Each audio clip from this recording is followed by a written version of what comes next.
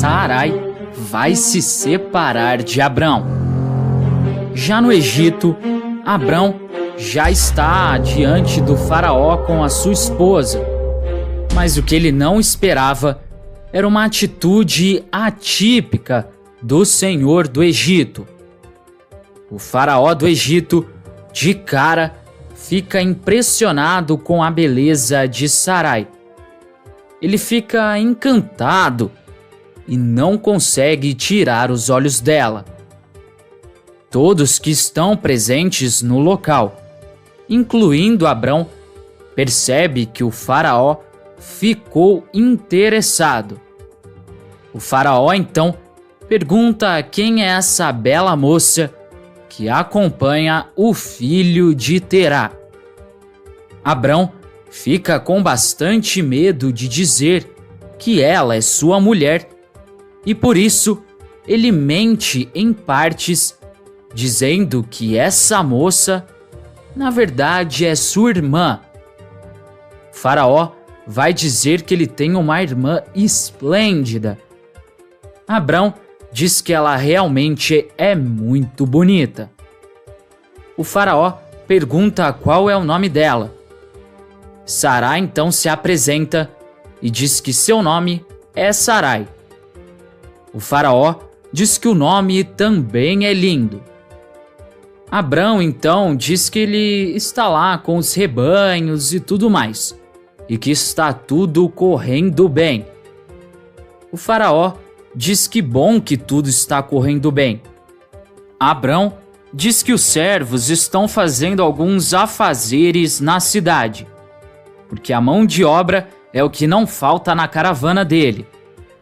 O faraó diz que ele não vai querer isso e revela que ele, na verdade, quer mais que uma serva. Abrão, confuso, pergunta o que é que ele deseja. O faraó, então, vai falar na lata que ele deseja Sarai. O casal fica sem reação e com medo também de não serem mais aceitos na cidade, eles acabam aceitando.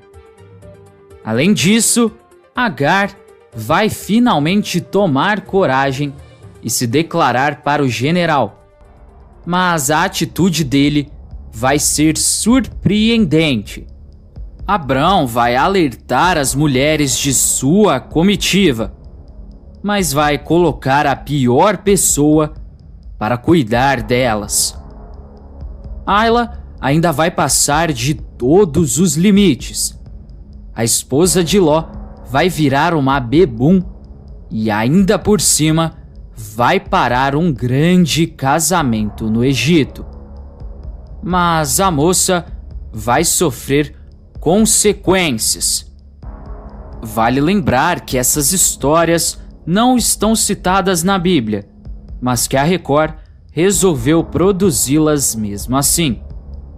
Mas antes de continuar contando o que vai acontecer na novela, se possível, clique no botão de gostei e se inscreva no canal. Assim, o YouTube te avisa sempre que sair um vídeo novo de Gênesis da Record e você ficará sabendo de todos os detalhes da novela. Agora, aproveita e me conta se você acha que Lúcifer vai acabar sendo descoberto ou não. Deixa sua opinião aqui nos comentários. Agar vai finalmente ter uma atitude impressionante. Em um de seus encontros pelos corredores com o general, a moça vai se sentir muito apaixonada por ele e vai perceber que ama ele. Ela diz que sabe que ela é só uma serva insignificante e que ele é o grande general do Egito, mas que ela precisa falar uma coisa que está engasgada há muito tempo. O general pergunta o que é. Ela, sem hesitar e sem pensar duas vezes, revela ao general que ama ele e que ela não consegue mais evitar este sentimento. O general vai ficar um tanto quanto chocado e fica em silêncio. Agar diz que ela sabia que não devia ter falado sobre isso e que Issa estava certa. O general pede calma e pergunta se ele pode falar. Agar diz que é melhor não, mas o general diz na lata que ele também ama Agar. Agar pergunta se ele está falando sério. O general confirma, mas eles são interrompidos e tem que parar essa conversa. Mais tarde, Abrão ainda vai alertar as mulheres de sua caravana. Ele vai dizer que não é bom elas ficarem perambulando por aí sozinhas. Ele também vai pedir a ajuda de Halel para proteger e ficar de olho nas moças. Lúcifer vai aceitar com o maior prazer e vai acompanhá-las. Mas Abrão nem imagina que está facilitando o trabalho do encardido. No meio de tudo isso, o casamento de Alon e Mila chega. Eles finalmente vão se casar. A cerimônia não vai ser uma das mais bonitas ou mais bem produzidas, já que eles estão em caravana faz um bom tempo. Mas, para eles, o que vai importar vai ser o amor que existe entre eles e a presença de toda a família. Todos já estão reunidos. Abrão e Lotan, que estão sendo os líderes dessa caravana, também estão lá para dar a bênção deles. Abrão é quem vai realizar o casamento, mas ele percebe algo estranho. Ele vê que Ló está lá, mas pergunta de Ayla. Ló responde que ele não sabe onde sua esposa se meteu e revela que ela disse que iria ao casamento. Abrão diz que depois eles conversam sobre isso.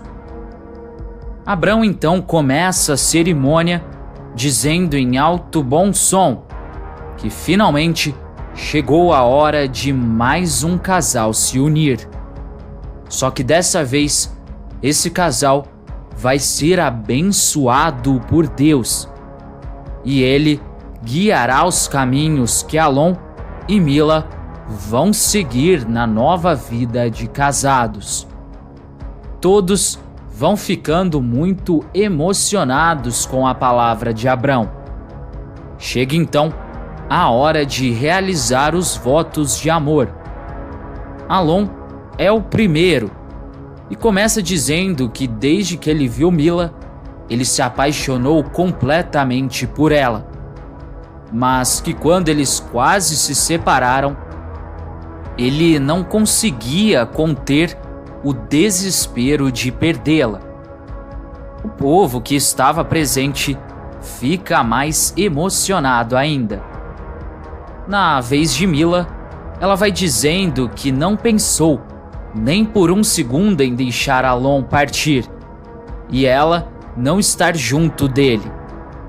Ela continua dizendo que sempre soube que o lugar dela é ao lado do homem que ela ama e que a faz feliz. Abrão diz que sendo assim eles podem ir finalizando.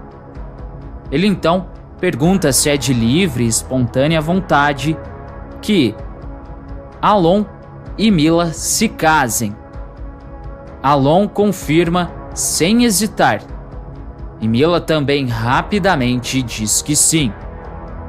Abrão diz que sendo assim, se alguém for contra esta união, que fale agora ou nunca mais poderá atrapalhar este casal. Nesse momento, todos começam a escutar uma risada. Logo, eles percebem que é a risada de Ayla. Quando ela se aproxima, todos veem nitidamente que ela está completamente bêbada e sem rumo. Ló fica chocado ao ver o estado da sua mulher e vai tentar ajudá-la. Mas Ayla, quando vai ser ajudada pelo seu marido, acaba fazendo mais escândalo ainda.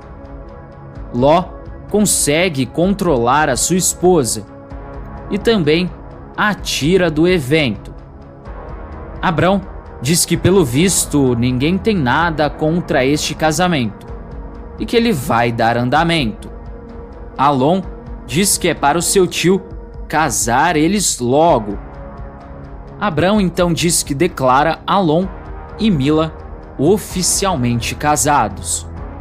Todos acabam comemorando e o povo da caravana se torna uma verdadeira festa. Já a partir da Bíblia, sabemos que a velhice de Abrão e de Sarai não impediu que o filho Isaque viesse ao mundo.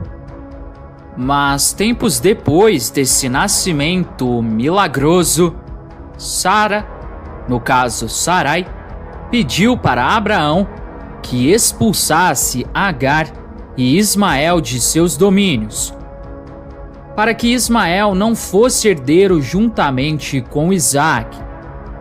Abrão ficou muito aborrecido com a separação, mas ele recebeu outro recado de Deus, que embora as promessas, todas reservadas para Isaque, fossem de fato acontecer com Isaque, seu primogênito Ismael também seria abençoado. Dessa forma, Agar e Ismael não precisariam ser expulsos. Segundo o Antigo Testamento, Javé leva ainda Abraão a uma grande prova. Ele manda que leva o seu filho Isaque a uma montanha na terra de Moriá e o ofereça em sacrifício em demonstração de sua fidelidade. Quando Abraão estava prestes a tirar a vida de seu filho, o anjo Javé disse: "Não estenda a mão contra o seu menino, não lhe faça mal algum. Agora sei que você teme a Deus." Abrão pegou um cordeiro e ofereceu em forma de uma oferenda para Deus. Mas a perda da vida de Abraão é comentada no capítulo 25 de Gênesis, no qual ele teria vivido 175 anos e foi sepultado na cova de Macpela por Isaque e Ismael. Tudo que ele tinha, ele deixou de herança para Isaque, guardando apenas alguns presentes para os filhos de Agar e de Quetura. Os registros bíblicos referem que todas as propriedades de Abrão foram para o seu filho Isaque, o filho de Sara, a qual tinha status de esposa. Agar não foi esposa de Abrão, mas sim uma concubina. Quetura, sim, foi uma esposa de Abrão, mas só após Sara ter perdido a sua vida. Antes de ir embora, não se esqueça de deixar aqui nos comentários a sua cidade e o seu estado, de onde você está assistindo a novela. Até mais!